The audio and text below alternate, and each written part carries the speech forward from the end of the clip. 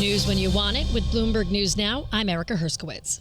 Volatility gripped Wall Street today with stocks falling and oil hitting an over 3-year high as the war in Iran rages on.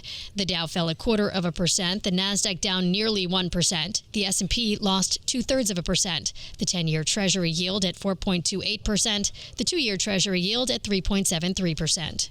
A federal judge is blocking subpoenas that the Justice Department served to Fed Chair Jerome Powell. The DOJ says the subpoenas were issued for an improper purpose. Powell said the subpoenas were related to his June Senate testimony about the renovation of Federal Reserve office buildings. The chief judge on the U.S. District Court for Washington, D.C. ruled that the government has produced essentially zero evidence to suspect Powell of a crime. United States Attorney for the District of Columbia, Jeanine Pirro, reacts.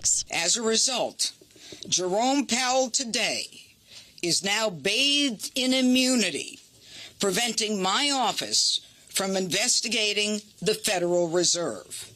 This is wrong, and it is without legal authority. U.S. Attorney for the District of Columbia, Jeanine Pirro, says she will appeal. Meanwhile, Senator Tom Tillis posted on X that the ruling confirms just how weak and frivolous the criminal investigation of Powell is, and that it's nothing more than a failed attack on Fed independence. President Trump says the U.S. has Iranians residing in the country under watch amid concerns about domestic terrorism.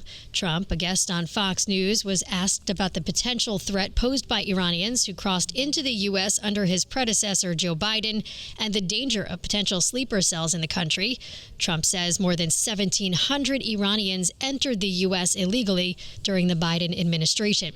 As the U.S.-Israeli war with Iran reaches day 14, President Trump is threatening the regime with even more attacks. Bloomberg's Patrick Sykes is monitoring from Istanbul. Trump was really trying to push back on the sense of time restrictions for the U.S. and also the potentially limited nature of munitions, right? He said we have unparalleled firepower, unlimited ammunition, and plenty of time. So I think trying to push back on the pressure to bring an early end to the war. Bloomberg's Patrick Sykes reporting from Istanbul. Citing 3 U.S. officials, the Wall Street Journal reports the Pentagon is moving additional Marines and warships to the Middle East as Iran steps up its attacks on the Strait of Hormuz on the approval of Defense Secretary Pete Hegseth.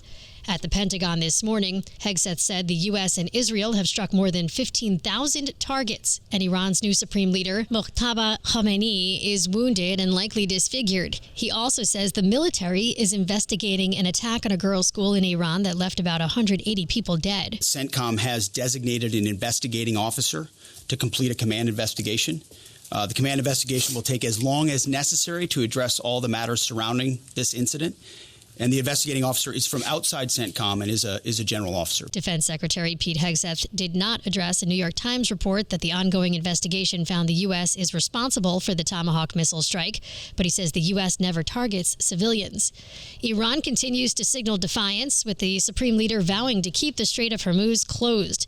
Bloomberg's Will Kennedy has more. The longer this closure goes on, the higher the price will ratchet.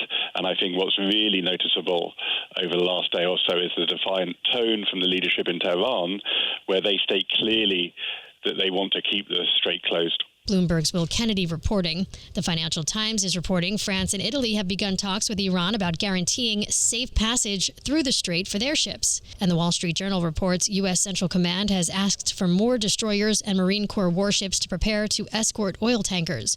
U.S. officials tell the paper it could take a month or more for those escorts to begin. Checking oil prices, Brent crude closed above the $100 a barrel mark for a second straight day today at $102 a barrel. West Texas Intermediate is $97 a barrel. That's news when you want it with Bloomberg News Now. I'm Erica Herskowitz, and this is Bloomberg.